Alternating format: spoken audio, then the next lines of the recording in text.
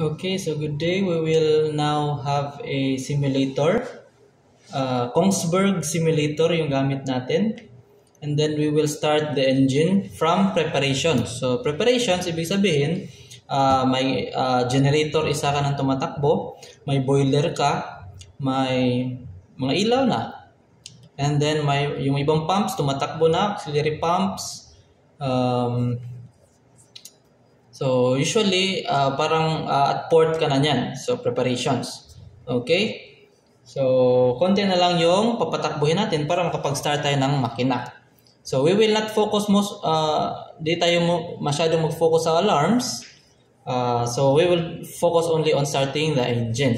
Okay, so first we will go to our initial condition, which is the preparations. And then we will now start our preparations. Okay? So first, lagay natin, since naka-freeze siya, so let's run the simulation. Okay, so first, check natin yung power and then yung air. Kasi yun yung medyo matagal yung air, medyo matagal siyang i-build up. Kaya check muna natin bago tayo mag-start. Okay, electric power plant, power. So may isa tayong generator tumatakbo. Yung load niya is 800. So pwede na tayong mag-start agad ng extra generator kung gusto natin. Kasi medyo mataas din. Or we can start some machineries first before we connect a second generator. Okay? So maybe check muna natin yung hangin. So let's check the air. Compressed air system number 60. Okay, kung i-check natin yung hangin, meron tayong 23 bars sa isang starting air bottle number 1 and then 29 bars sa starting air bottle number 2. So yung starting air bottle number 2 natin is naka-standby lang yan. Kailangan palaging puno yan para in case of emergency, pag wala tayong hangin, pwede natin yang gamitin. I-close natin yung isa. Or you can connect both. Pwede rin, iparallel mo yung dalawa para always mong magagamit yung dalawang tangke. Pwede rin yun. Okay, so since yung pressure natin is 23 bars, pwede natin i-on yung ating compressor para mag-increase siya ng... Or pwede natin ilagay sa automatic. Okay, so automatic na natin itong compressor natin para pag bumaba yung pressure, tatakbo siya, and then pag mataas na yung pressure, automatic din siyang mamamatay. Okay? So pwede natin yang gawin. Okay. Now, okay na tayo. So, let's start another generator siguro. Okay, to be sure, kasi mag-start tayo ng makina, marami tayong papatakbuhin ng mga pumps and motor. So, baka di kaya na ng isa. Okay, so start tayo ng additional generator. Maybe itong DG1 yung patatakbuhin natin. Okay, so let's go to DG1. Connect natin, tingnan natin, check mo natin yung lube oil kung okay yung laman. So, kargahan lang natin, sobra sa 50%. So, maybe mga around 70% kargahan natin. And then, yung fresh water din, since mababa siya, mga 70% din, pwede natin ikarga dyan. Okay, so while waiting, sadali lang naman yan. Okay, close. And then, since sandali lang yan, antayin na lang natin. So sa barko naman, pag nagkakarga ka sa barko, so wag mong iwanan. So antayin mo lang. Or kung may kasama ka, pwedeng yung isa mag-antay, yung isa pwede nang gumawa ng iba. Okay, next. So okay na yung lube oil, okay na yung fresh water. So check natin yung lube oil natin, yung flow, okay naman, nakabukas na yung valve. Okay, so we can start one pump. So manual lang yan, para sure tayo na may laman na langis yung makina pag start natin. Okay, seawater, okay na. Yung fresh water, lagyan sa automatic. And then yung fuel line natin is naka-diesel, okay na yan. Walang alarma, so wala tayong i-reset. So we can start now the engine. Start the engine, and then check the RPM. Yung RPM natin kailangan umabot sa set point na 700 plus. So pag umabot na yan na 700 plus, pwede na natin ilagay sa automatic itong ating lube oil pump. Okay, so that's it. Okay na yung generator natin. Ngayon, isi-synchronize na natin doon sa ating DG3 na tumatakbo. Okay, so check natin, voltage is almost the same, frequency. So ilagay natin dito sa taas sa semi-automatic synchronization, DG1. And then connect. So automatic siya, tatakbo, magsisynchronize. Then wait lang natin. Pag nag-synchronize na siya, so kailangan nating pantayin agad yung kanyang load. Automatic naman siya papantay, pero minsan sumusobra or nag-overshoot siya, kaya kailangan din alalayan. Kasi pag nag-overshoot siya, kukunin niya naman lahat ng load, baka mag-blackout yung isa, maging motor, or mag-reverse power trip. So yan, medyo okay na yan, 500 and 500. So pwede din na tayo kailangan mag-raise o mag-low ng load control. Okay. Okay, so may generator, dalawang generator na tayo. Pwede na tayong mag-open ng other system. I-check lang natin. So first, we have the seawater system. Okay, since nasa, I'm not sure, ano bang scenario natin? Preparations at port. So kung nasa puerto tayo, pwede tayong gumamit ng high sea chest. Or pag nasa gitna ka naman dagat, pwedeng low sea chest ang gamitin. Okay, so let's use the high sea chest. And then, pwede na tayo magpatakbo ng mas malaking pump, seawater pump number 1, and then stop the auxiliary pump. Okay, so medyo maliit itong auxiliary pump. And then after that, check natin yung linyada niya papunta sa overboard, so okay lang. And then, after that, let's check the MGPS. So let's use the high sea chest, port side. And then turn on the MGPS control unit. Okay. So, goods na yan. Next, we will go to the lube oil system or maybe dito tayo sa freshwater, number 10. Freshwater system. So, sa freshwater system, mag-start tayo ng malaking pump, number 1, and then stop the auxiliary. Sa HT din, HT pump number 1 on and then off the auxiliary pump. Okay. And then after that, ilagay natin sa automatic itong control.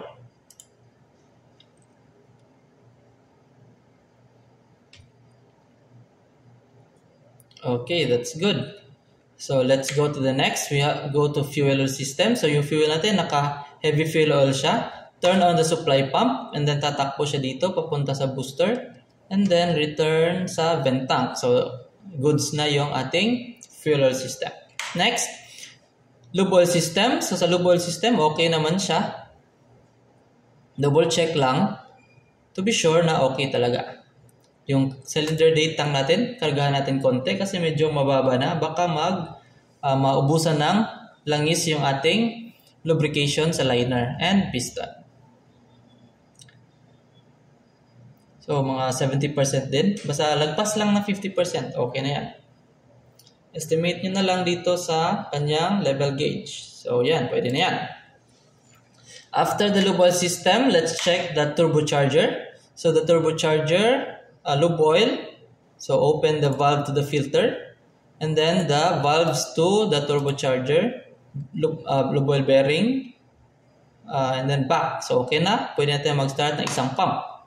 Okay, acknowledge the alarm. And then, sa fresh water naman, open din natin yung cooling niya. Okay. So, saan pa? Okay, so after that, okay na lahat. Okay na yung hangin. Diba? Okay na yung hangin. Check natin.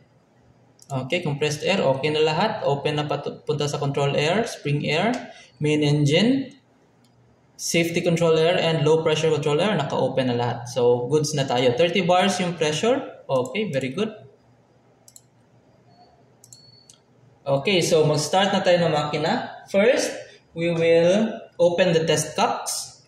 So, test cock ng cylinder number 1 to 12. So, okay. So, nakabukas na itong test cock. Number 1. Number 2, nakabukas na rin. 3, 4, 5. So, all the cylinder, nakabukas na yung test cock. So, goods na yan. After opening the test cock, you can lubricate the liner and piston. So, sa barko, maraming beses natin yan nilolubricate. Okay. So, lubricate lang natin lahat ng cylinder para swabe yung takbo ng piston niya sa loob ng liner. Okay. So, na-crank na natin lahat. Mayroon na tayong lubrication sa liner. Next, we will have to engage the turning gear. Paikutin natin yung makina kahit isang ikot lang. Mga 1 minute siguro sa barko yan or depende. Okay? So more than 1 minute, paikutin natin yan. So, as if na okay na yon. So, after that, disengage. Disengage natin and then mag-air blow tayo. So, yung air blow natin, huwag mo natin lagyan ng hangin or ng fuel. Okay? Air blow lang. Okay, bubukas siya and then stop. So, sa air blow, kailangan natin tingnan kung may mga tubig bang lumalabas sa ating test cup. Pag may tubig, so hindi natin pwedeng patakbuhin yung makina. I-check mo natin saan nanggaling yung tubig na yon. So, baka may leakage. Kasi pag may tubig and then pinatakbo yung makina, so, since water is incompressible, masisira yung inyong makina, masisira yung piston or yung connecting rod and lahat na nakakonekta doon hanggang sa crankshaft. Okay? So, since okay na, so, tapos na tayo mag-air blow, pwede na nating sarado yung indicator cocks. So, 12 cylinder, so that 12 din na indicator cock yung isasarado natin. Or test cock, tawag dyan. Okay, so since okay na, turn on na natin itong auxiliary blower. Okay, on na yan. And automatic. And then check natin yung control status ng makina. So walang shutdown, slowdown, pero may failure. So sa failure, pupunta tayo sa engine control room. So sa engine control room, ito, i-check natin ano yung failure na yan. So ito yung fail, may miscellaneous. So pindot natin yung trip panel. So makikita natin dito yung ating mga failure. So control air pressure, okay na. Turning gear, naka-disengage. Auxiliary blower, naka-auto na. So, yung problema lang natin is this sub-telegraph finish with engine. So, yung gagawin natin, pupunta tayo sa, tatawag tayo sa bridge. So, sa bridge, tatawag tayo na bridge engine room. So, magpapatakbo na kami ng makina. So, yung gagawin ng bridge, tatawag din, raradyohan nila yung kanilang OS and AB, papupuntahin nila sa pupa or sa likod ng barko. I-check doon sa likod ng barko kung wala bang mga taong lumalangoy, walang mga bangka, walang mga tali na nakalaylay na pwedeng maging dahilan na matamaan sila ng propeller. So, pag may tao, matamaan ng propeller, pag takbo mo ng makina, mamamatay, delikado yon. So, bawal yon. Diba? Pag may tali, matali yung propeller mo, masira yung makina mo or yung propeller mo, so hindi rin maganda yon. So kailangan i-check muna ng AB at OS doon. Pag na-confirm na clear na lahat sa pupa or sa likod ng barko, pag clear lahat, tatawag na yung bridge at tawagan nila ang bridge and then yung bridge, pipindito nila yung ECR standby and then tayo sa engine control room, i-acknowledge natin itong ECR standby. So, pag naka-standby na yung engine control room, mawawala na yung failure natin. So, wala nang pula. Goods na lahat. Okay? And now, punta tayo sa local control. So, usual practice natin is, pinaka-best practice is to start the engine in the local control. Kasi sa local, pag nag-start ka na makina, pag may sumirit, pag may umapoy, may umusok, o may biglang mga emergency na biglang lumabas dyan, so, pwede mo agad pindutin yung emergency stop. Pero pag wala ka doon, nagpatakbo na ka ng makina tapos walang nakatingin doon sa engine mo, biglang may sumirit, biglang may umapoy, hindi mo alam, hindi mo nakita, so wala kang gagawin hanggang masira yung makina mo. So it's best practice to start the engine on the local control. But on some sa iilang mga barko or usual na practice ng iba is yung chief engineer, siya yung magpapatakbo ng makina, nasa loob siya ng engine control room. So, aircon doon, syempre. And then doon sa engine control room, start niya habang kayo na naka-duty, for example, ikaw yung duty engineer at may kasama kang oiler, nandun kayo dapat sa local. Nandun kayo sa baba, nandun kayo sa harap ng makina para ma-check nyo or mapindot nyo agad yung emergency stop pag may mga problems na nangyari. Okay? So, ngayon, dito sa simulator, start na lang tayo dito sa local control. Okay? Okay, so sa local control, lagay natin yung fuel control lever sa 4. Siguraduhin na naka-engage yung ating governor. Okay? After that, put the stop lever to run position para mawala itong active. So, pwede natin gamitin yung fuel pump. Hindi na na-cut off. Okay?